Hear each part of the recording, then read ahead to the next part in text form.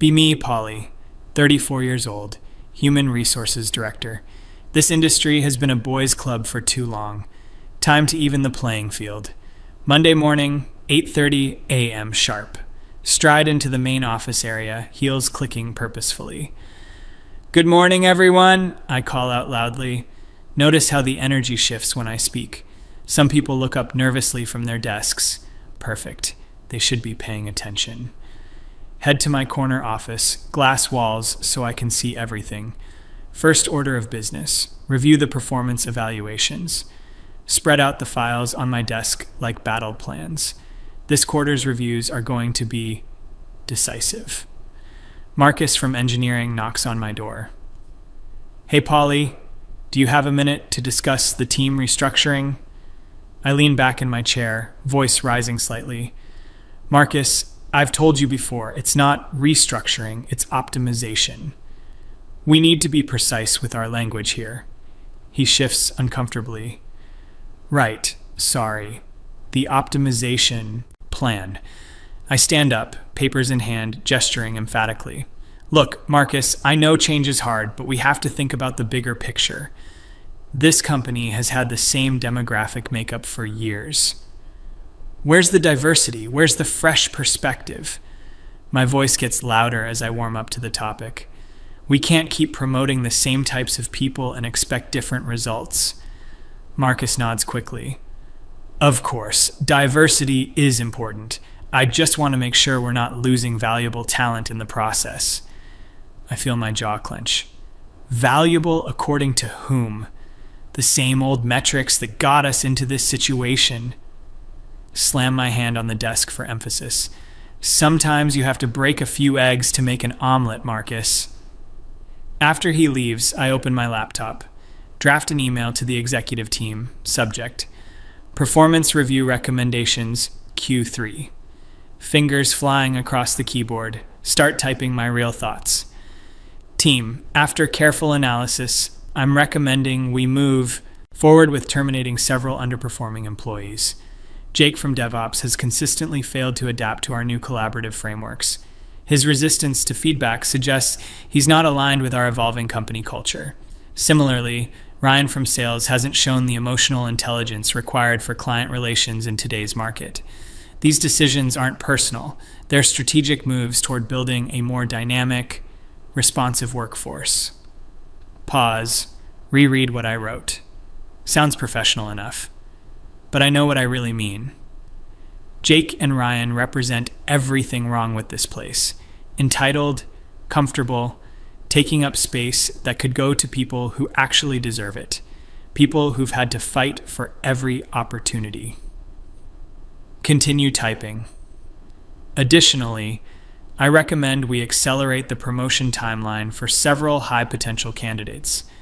Sarah from Marketing has shown exceptional leadership qualities, and Monica from Customer Success has demonstrated innovative, problem-solving approaches that align perfectly with our strategic vision. Hit send before I can second-guess myself. This is exactly the kind of decisive action this company needs. Tuesday afternoon, performance review meetings begin. Call Jake into my office first. He sits down, looking relaxed, probably expecting good news. Jake, thank you for coming in. I don't offer him coffee or small talk. Straight to business. I want to discuss some concerns about your recent performance. His expression shifts to confusion. Concerns. I thought my metrics were solid this quarter. I lean forward, voice rising with authority. Metrics don't tell the whole story, Jake. Leadership requires more than just technical competence. What I'm seeing is a pattern of resistance to collaborative initiatives. When we introduced the new team-building protocols, you were notably disengaged. When Sarah suggested the inclusive communication workshop, you rolled your eyes. His face reddens. I didn't roll my eyes, I just thought we had more pressing technical priorities. I stand up, walking around to the front of my desk.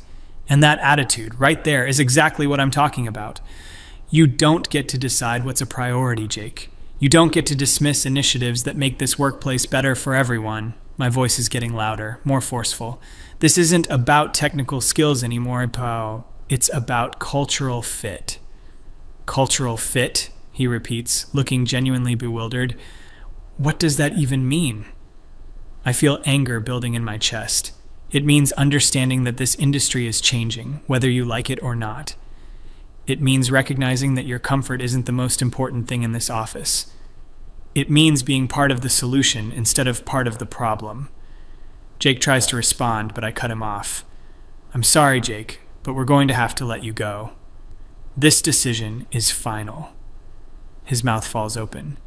Let me go. Based on what? My performance reviews have been excellent.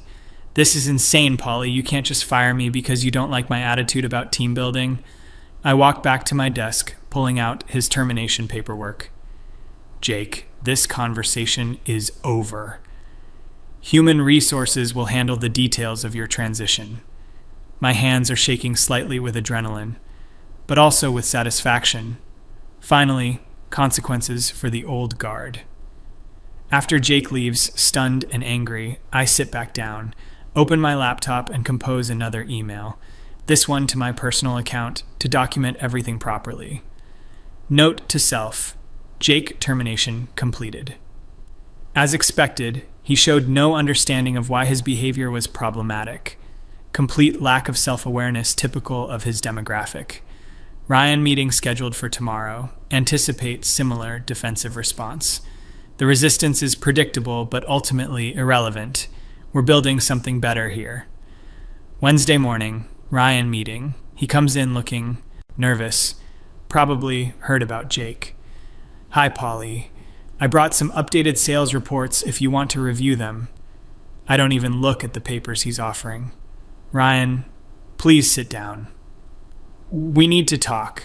Clear my throat. Adopt my most professional tone.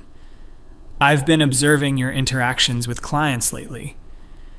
There are some interpersonal dynamics that concern me. Ryan looks confused. My numbers are up 15% this quarter, and client satisfaction surveys are positive. I lean back, crossing my arms. Numbers don't capture everything, Ryan. I'm talking about emotional intelligence, cultural sensitivity.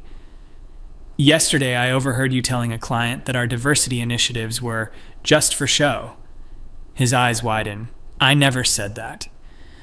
I said our results speak for themselves, regardless of initiatives. Feel my voice rising again. Do you see the difference, Ryan? Do you understand how that kind of language undermines everything we're trying to build here? Phone up, pacing behind my desk. When you dismiss diversity work as just for show, you're telling our clients that inclusion doesn't matter. You're telling our female colleagues, our colleagues of color, that their experiences don't matter. Ryan tries to interrupt, but I keep going. And frankly, I'm tired of having to explain this to grown men. I'm tired of being told I'm overreacting when I point out problematic behavior. I'm tired of watching the same dynamics play out over and over again. My voice is loud enough now that people outside can probably hear. This company is moving forward with or without people who can't adapt. Polly, I think there's been some misunderstanding. I'm committed to the company's values. I've never had any complaints from clients or colleagues. I wave dismissively. Ryan, this isn't a negotiation. We're terminating your employment, effective immediately. His face goes white. This is discrimination, Polly. You can't fire me for having different political views. I feel my anger spike. Political views. This isn't about politics, it's about basic human decency. It's about creating a workplace where everyone feels valued and safe. Slam my hand on the desk again. And if you can't understand that, then you don't belong here. After Ryan storms out, I email myself again. Ryan termination complete. Typical defensive response, immediately jumping to accusations of discrimination. Cannot see that his own attitudes create hostile environment for others.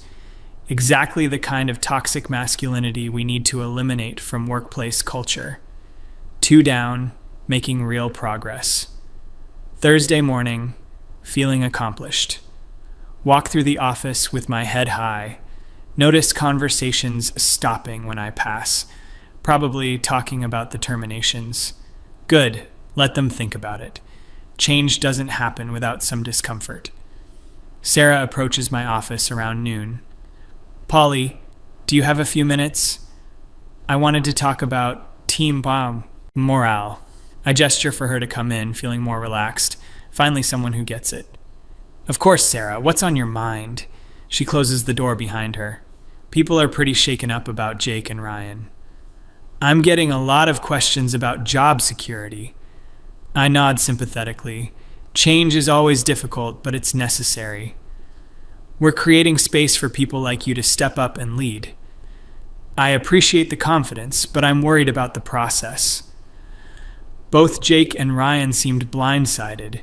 Were there performance improvement plans, documentation of specific issues? Feel my mood shifting. Sarah, I expected more support from you on this. Stand up, voice getting sharper. We've talked about the need for cultural change in this company. Sometimes leadership requires making tough decisions. I thought you understood that we can't keep enabling the same old patterns. Sarah looks uncomfortable. I do understand. I just think we need to be careful about due process. Wave my hand dismissively. Due process is what got us into this mess in the first place. All those procedures and documentation requirements just protect people who don't deserve protection. My voice is rising again.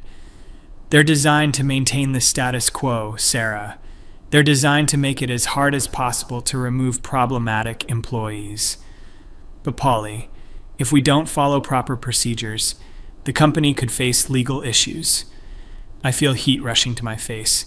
Legal issues? From who? Jake and Ryan? Let them try. Any lawyer will see exactly what kind of employees they were. That evening, back at my apartment, pour myself a large glass of wine, open laptop to send one more email to myself. Day 3. Post-terminations. Some pushback from remaining staff, but this is expected. Even Sarah showing concerning attachment to bureaucratic processes. May need to educate team further on why traditional human resources frameworks are inadequate for addressing systemic issues. The discomfort everyone is feeling is exactly what transformation looks like. No one ever changed the world by making everyone comfortable. Friday afternoon, week from hell finally ending. Executive team meeting to discuss quarterly results. Walk into conference room feeling vindicated, ready to explain my strategic vision. Chief Executive Officer David looks serious. Polly, we need to discuss the recent terminations. I pull out my folder of documentation. Absolutely. I'm prepared to walk through the reasoning for each decision. Both Jake and Ryan showed patterns of behavior incompatible with our company culture. David holds up his hand. Actually, we need to discuss some concerns that have been raised. Feel my defenses going up. What kind of concerns? If this is about due process, I can explain why traditional approaches don't work for cultural issues. David exchanges glances with the other executives. Polly, we've received some information that suggests there may have been irregularities in your decision-making process. My heart starts racing. Irregularities? I followed all company policies. Every decision was based on legitimate performance and cultural fit criteria. Voice getting louder, more forceful. Are you questioning my judgment, my professional competence? Polly, please sit down.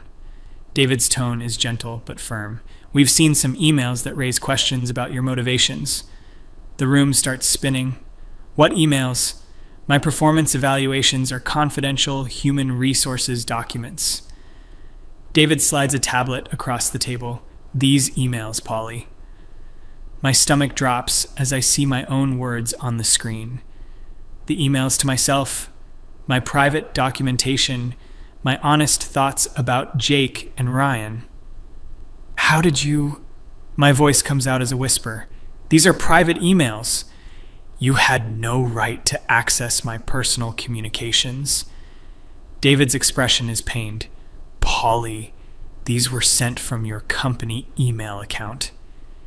Information technology discovered them during a routine security audit. I grabbed the tablet, scrolling through my own words. Jake, termination completed. As expected, he showed no understanding of why his behavior was problematic.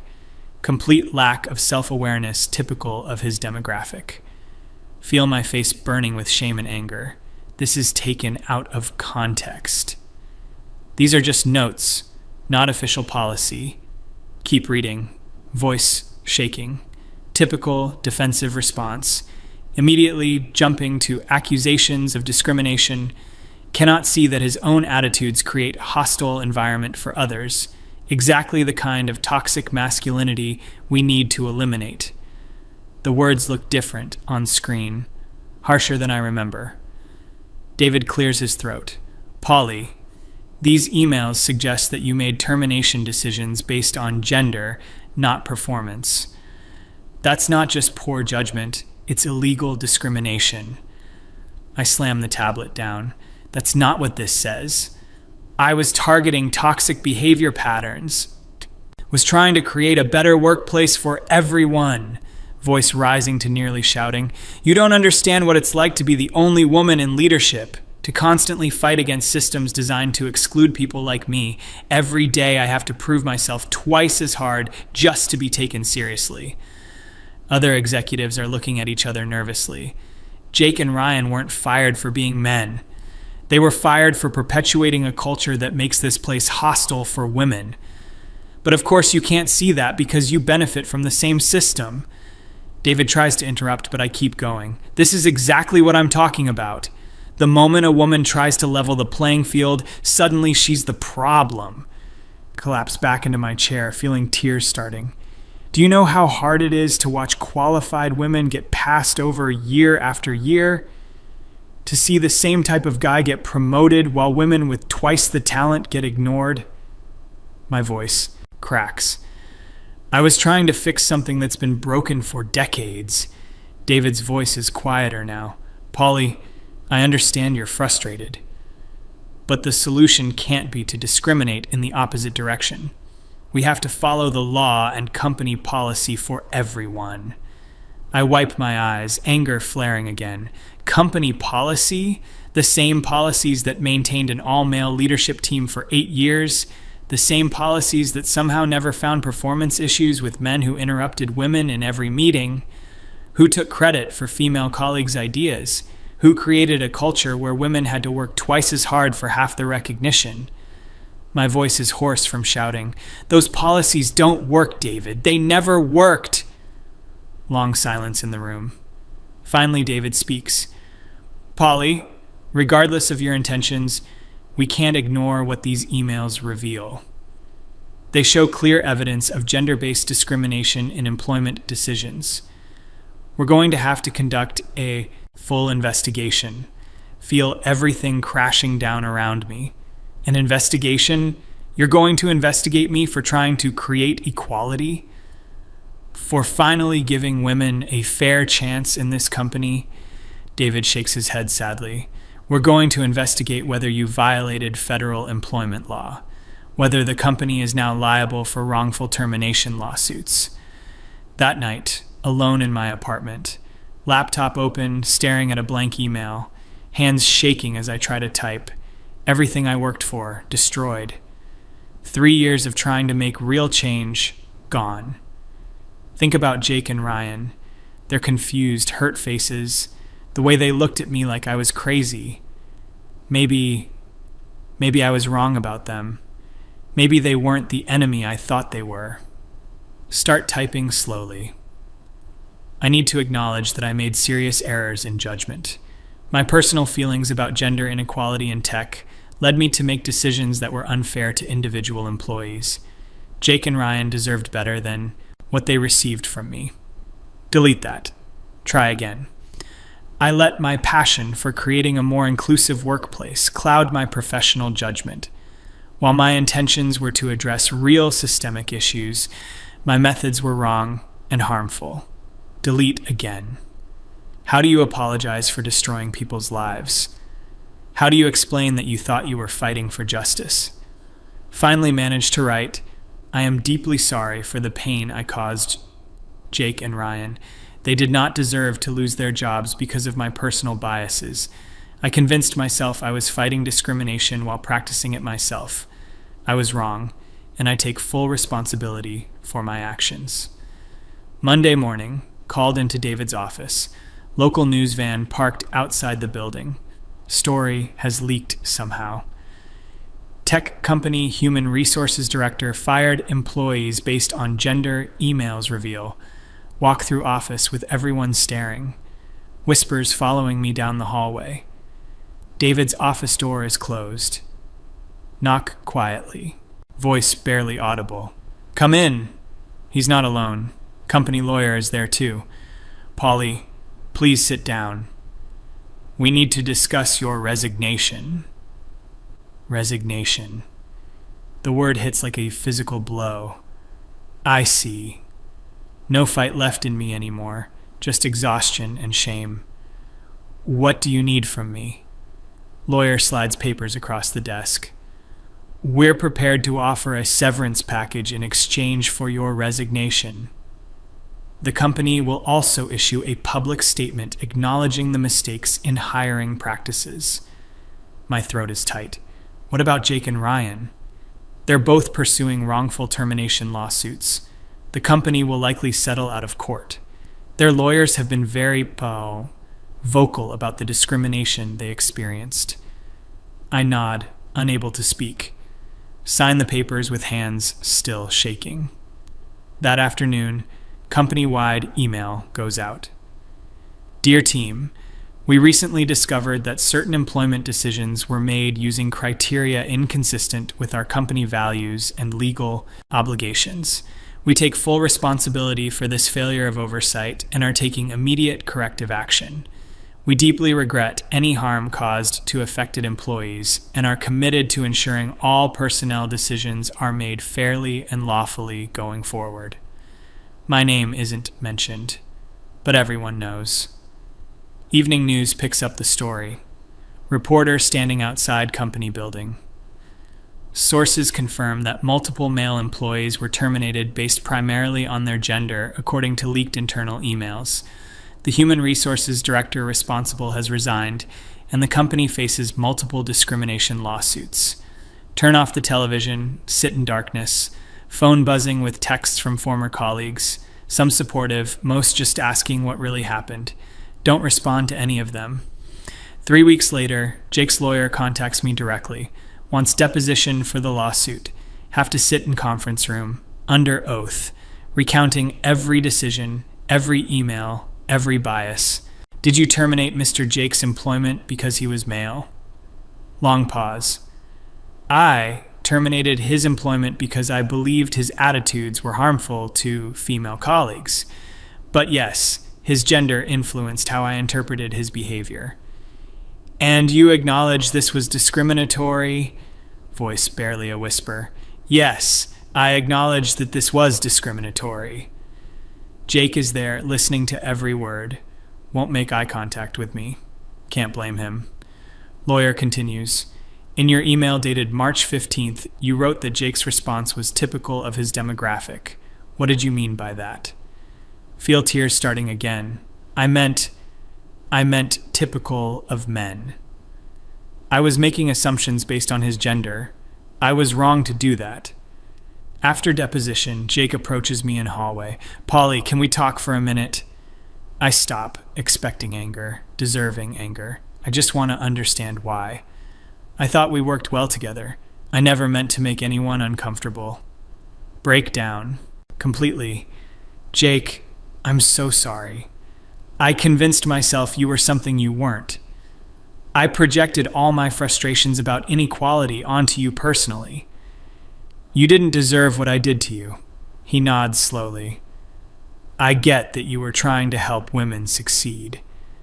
But you hurt real people in the process, including women who now have to work in a place where everyone's walking on eggshells." His words hit harder than any legal consequence. "I know. I destroyed everything I was trying to build. 6 months later, unemployment running out. No one in tech will hire me. Background checks always reveal the discrimination case. Applying for retail jobs, anything that will pay bills, every interview ends the same way. We'll be in touch. Sitting in car after another rejection. Call my sister, first time in months. How are you holding up? Start crying immediately. I ruined everything, Amy. I thought I was fighting for justice, and I became the thing I hated most.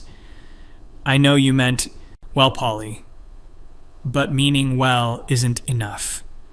You have to actually help people, not just hurt the people you think deserve it. Her words are gentle, but clear. Maybe this is a chance to figure out a better way to create change. Hanging up, think about Jake's question. Why did I do it? Because I was angry. Because I was tired of fighting. Because it felt good to finally have power. Because I lost sight of what justice actually looks like. Draft one more email. To Jake and Ryan, directly this time. I know my apologies can't undo the damage I caused to your careers and reputations.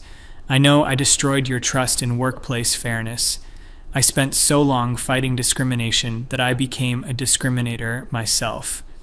You deserved better from me and from the company. I hope you can eventually find peace with what happened, even if you can't forgive me. I will spend the rest of my career trying to do better.